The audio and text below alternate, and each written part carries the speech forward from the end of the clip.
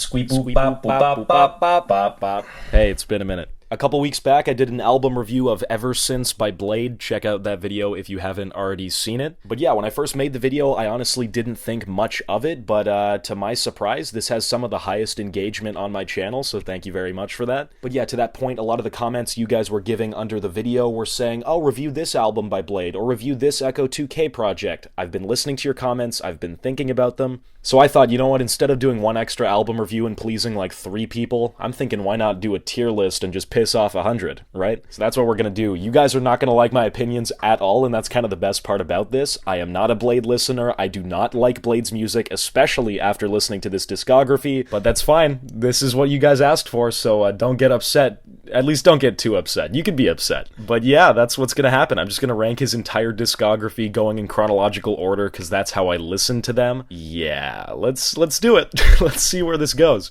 Alright, first up we got Glue. This is the first ever Bladee record. Not gonna lie, I think it's a pretty bad introduction to Bladee and his music. As for feedback on the project, I think the pacing is terrible, like a lot of songs just abruptly end out of nowhere.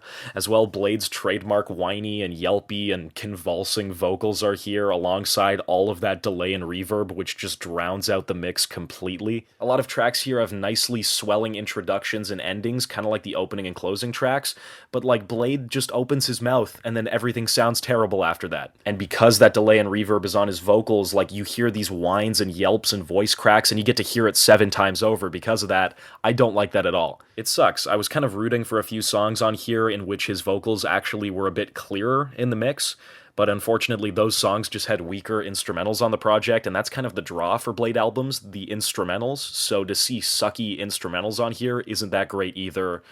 Yeah, I don't know about this one. Here are my 2 favorite songs on the record. That's not really saying much. I still do not enjoy this as a first listen. I still think there are worse songs on his discography though, so we'll throw it in E tier for now. Alright, next up we have Ever Since. You guys know my thoughts on this record at this point. I still don't like it. I'm not a fan. Honestly, in the context of his discography, I think this album, you know, it sits comfortably in the middle. Like, I do think there are better releases than this one, and I'll kind of dive into that as we go along. But yeah, like, it's still not that great, in my opinion. I think a lot of the problems from the first record persist here, albeit with some slightly better production and better instrumentals, so you know what, I think it's fitting in C. Yeah, enough said. Alright, next up, this one is called AVP. I'm gonna throw it just a little bit above Ever Since. Why not? So there's a guy on this project called Boy Digital. I prefer his introduction far better than Echo 2K's. I think these songs were actually made with Boy Digital's voice in mind, or at least it sounds like that. And right off the bat from the album opener here, these songs are no longer drowned in that delay and reverb, so immediately the album has to be better. Everything just sounds better. Sure, you still can't understand what they're fully saying, and sure, the lyrical content, when you can understand it, still isn't that great, but at least there's a separation of elements in the mix, so now you can at least appreciate these songs and these instrumentals. One weird thing I noticed, though, was that this album, and actually a lot of the other ones, just kind of hold back on snare sounds in the drum kits. Like, I don't know why they did that. Like, a lot of songs will just have really quiet snares, or just no snares at all. It takes away a lot of the groove and the rhythm of these songs, if there's any at all, so, like, I don't know, I feel like it's just a weird stylistic choice. I'm not that big a fan of that. There are 2 songs in particular called Broke Boy and Area 51 that I think instrumentally are top 5 in Blade's discography, or at least there's an argument for that, but here's the thing, those songs would be so much better if the vocal performances weren't so underwhelming. Like, it sucks that these songs instrumentally bring so much energy, and then Bladee opens his mouth, and then it sucks again. So for that reason, these are my 2 favorite tracks instead. I think Painkillers is a definite highlight instrumentally as well, and 2X just has a cool vibe to it, so I can't really complain about those ones as much. Yeah, I think it's solid. I think there are still problems to it, but the mix is so much better than Ever Since, so that's why I'm putting it above it in C tier.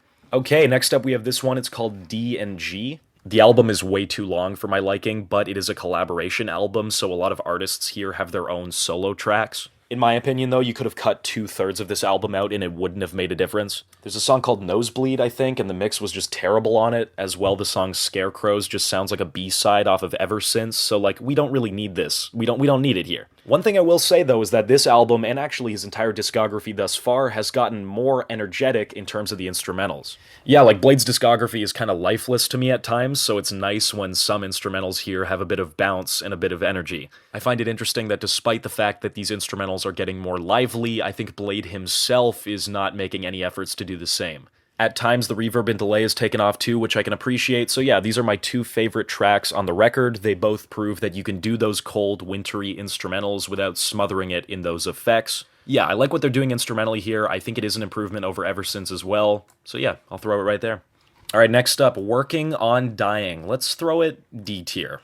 Yeah. Having just listened to those previous two records, this to me feels like a step back both instrumentally and vocally. It's funny that I think Bladee himself is now the worst part of his music. I kind of always thought that, I don't know. One thing I will compliment him on, though, for this record specifically, is that I can tell he's trying new things artistically.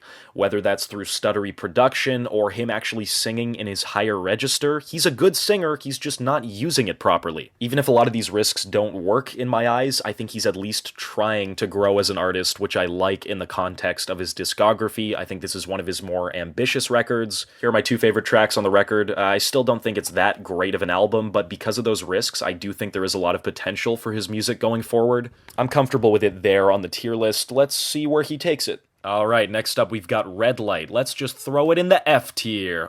Oh, you thought. Sure, people like this album, but I get nothing out of this one. I think it's his most boring record by far. A lot of the problems from his first two records come back here, but I don't know, at least the other two records had better instrumental ideas.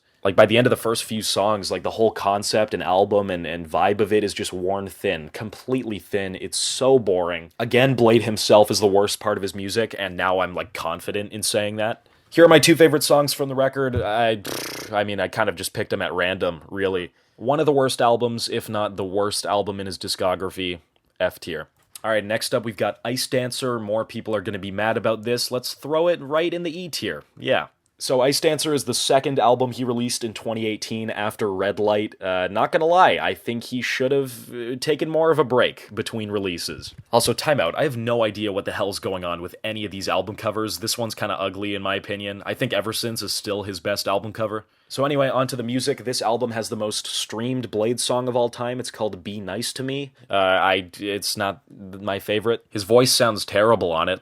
It's still better than 2/3 of his discography, though, so I'll give him that. The mixing on this album is very strange in that I have to keep turning up and down my volume for various tracks. Some tracks just blew my ears out with sound. It was too much. Then there's the album intermission. Don't even get me started on that. It's the longest song on the record, and it might be the worst Bladee song ever. The limiter that's thrown on the instrumental is so bad, and then the vocals cut through your eardrums. It hurts to listen to. I actually had to skip it. It was giving me a headache. Here are my two favorite songs on the album. It's the longest record of the bunch so far, and yeah, it's given me no reason to want to keep listening to it. So yeah, quick E tier. Why not?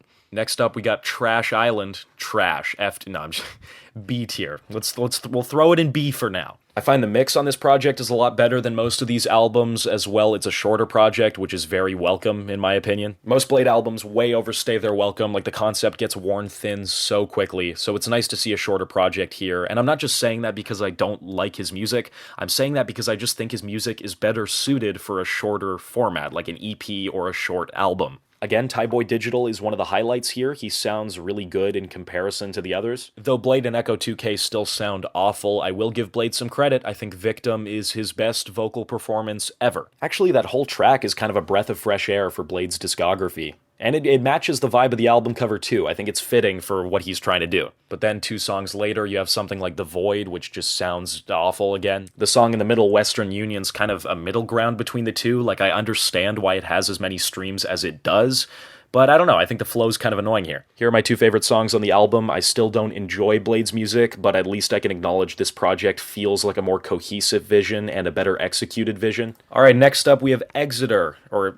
Exeter. Exeter? I don't fucking know. S tier. No. While he's changing up the types of instruments he's using here, I think this is a bottom 3 Bladee album instrumentally, and that's the only draw for me at this point for Bladee tracks, those instrumentals, and if the instrumentals are bad here, then what's the point of listening? Yeah, to me, where other Bladee albums make me want to just, turn it off in boredom, this makes me want to turn it off in rage. Here are my 2 favorite songs. I think this album is weak on all fronts. I'm actively angry when listening to it. I don't like it. F tier. Alright, 333. This is a pretty popular release, if I'm not mistaken. Let's throw it right below Ever Since. Yeah, that feels right. So this is the Blade's solo record. He's got no features here.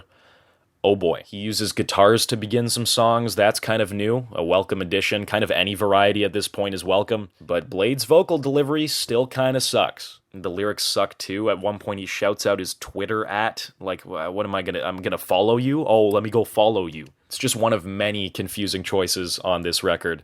The reason why it's in C tier, though, it's a slow start, but you know what? In the middle of the record, there are a few decent songs that I can actually somewhat get behind. By the end, though, it kind of just plateaus again and I lose interest, so, I mean, C tier. That's why it's there. Here are my two favorite tracks here. I think the song Reality Surf has a great instrumental, and then the track Innocent of All Things is a pop track. Like, he doesn't rap here, and I see a lot of potential in this song, even if I'm not crazy about it. I genuinely think that if he had the right team of people, he could probably move away from this rap stuff and go into an indie pop lane. Like, I can see that from him. These two songs give me hope, so that's why this is in C tier. And then going into the whole pop thing, I wasn't expecting this at all. We have this album called Good Luck, which is literally a full-on, like, weird EDM pop hybrid thing. I don't know what this is.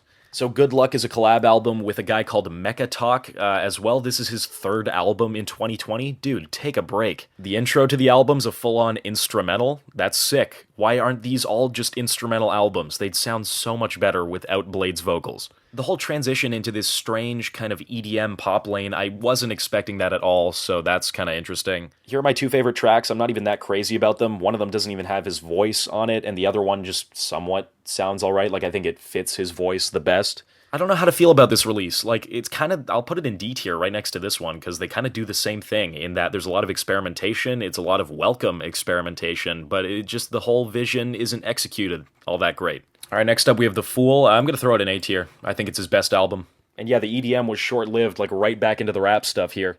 Still weak writing, still weak flow, but I can acknowledge that this is one of his better projects, if not his best project. I hear changes in pitch and inflection in Blade's voice, so now I can tell he's trying to make an improvement. Production is also solid. Like, honestly, he should have done this stuff from day one. Here are my two favorite tracks. The 9 is Up. That sounds like a Monkey Ball song. It's pretty awesome. And then the song I think that's a top-tier Blade song. Don't like Blade's music, but I don't hate this album. It's like middle of the road as far as music goes. I think it's still very strange to want to listen to this, but it's his best release, A tier. Alright, this is Crest. This is an album by Echo 2K and Blade. It's got to go up at the top two. I'll put it second. Yeah, top of B tier. Easily the most fun and bubbly album in his discography. As evident by the second track, which is 9 minutes long, this album leaves no room for breathers. Like, 3 songs worth of content happens in 30 seconds here. If you zone out for a little bit, you're gonna miss so much. Here are my two favorite tracks. At this point, I am so burnt out on Blade and his music that yes, this is a nice welcome addition, but it's not that great. Like, it's better than the others, but it's not great. And then someone wanted me to review E by Echo 2K. Let's throw it right there. It's probably the best album of all of them. It's an Echo 2K solo project, so immediately it's going to be better than Blade. And the production here is not smothered anymore in delay and reverb, so yeah, on that alone, I'm going to put it above Blade's entire discography. Here are my two favorite tracks on the record. I think Cloud Rap at this point has kind of run its course, but at least this album takes it in new and interesting directions to the point where I can see potential out of this release. And that's pretty much it for the tier list. Yeah, I'm not going to change anything around. I think you guys are going to have a field day with this one in the comments. But yeah, that's it for the video. If you guys haven't liked and subscribed already, please do so. Everything helps. Yeah, if you have questions, comments, concerns, ideas for future videos, put them down below in the comments as well. Always happy to hear them. Always happy to have a conversation with you guys. And yeah, that's pretty much it. Thanks guys for watching, and have a good one.